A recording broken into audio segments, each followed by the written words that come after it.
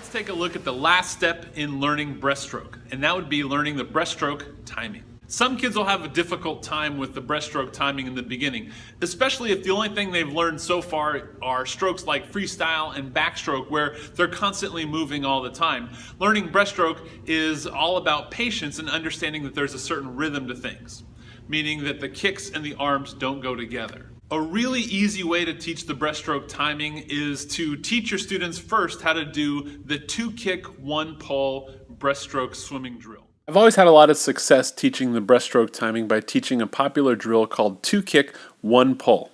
And the drill is performed just as it's named. A swimmer will kick twice and pull once.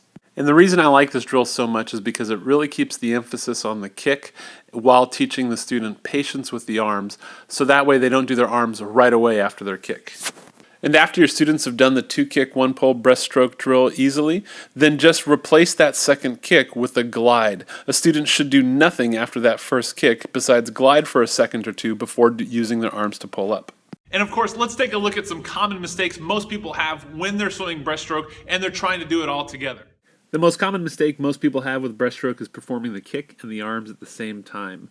Go back to the 2-kick, 1-pull breaststroke drill, so that way the student can learn to separate their kicks and their arms and not perform them at the same time. And another common way students will swim breaststroke incorrectly is swimming breaststroke with their head up the entire time.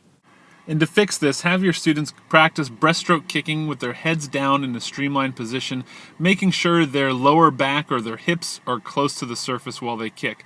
This will help them get a good feel for what their head position should be like when swimming breaststroke.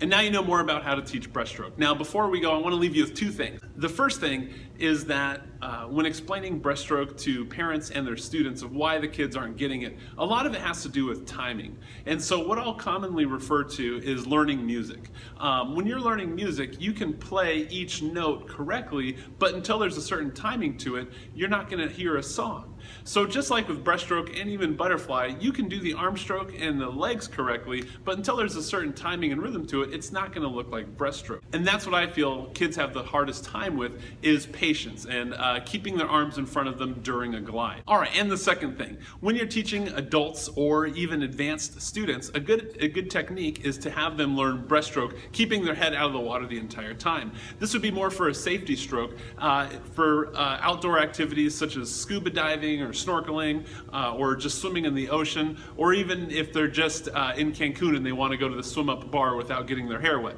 So when you're teaching adults or even advanced students, a good idea to challenge them a little bit with breaststroke is to swim it with their head completely out of the water. And there you go. I think you have enough to work with to teach breaststroke. And just remember that even if there's a little thing that we didn't cover in the videos, you can always go back to those standard drills and work your way back up from there. Good luck.